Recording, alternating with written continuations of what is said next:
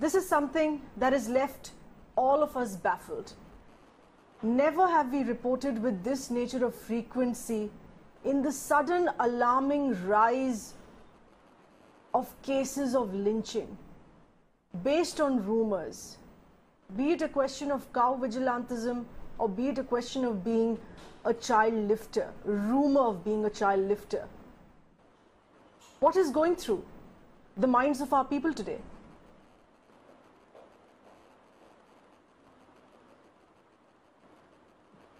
Just like illnesses flourished in a malnourished body, rumors flourished in a malnourished society.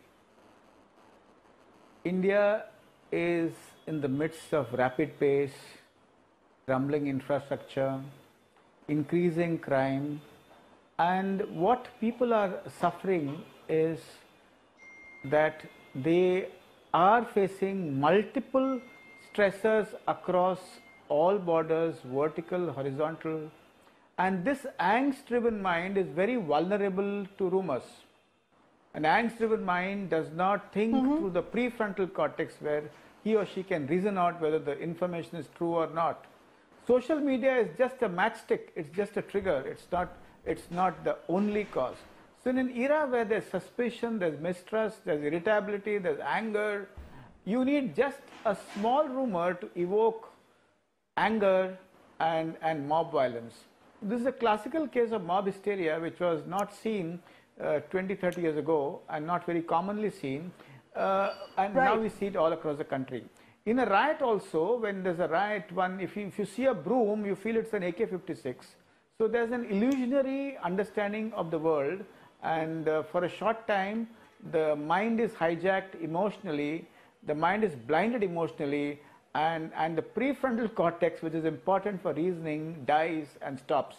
Around this time, people who are prone to becoming violent, people who are extremely impulsive and angry, people who have underlying criminal tendencies take advantage in the sea of anonymity and in the midst of massive angst which is there across the country. So I'm not surprised, but the point is we need to understand that we need to respond to this early, and we need to have alarm signals among the administration which can see through, which can read, and which are at least 10 steps ahead of the entire community. So I think this is a very sad event. We are all shocked, but this will happen again and again if our society does not move away from alienation and does not reconnect. Disconnection is the biggest illness in the country, which is worse than HIV.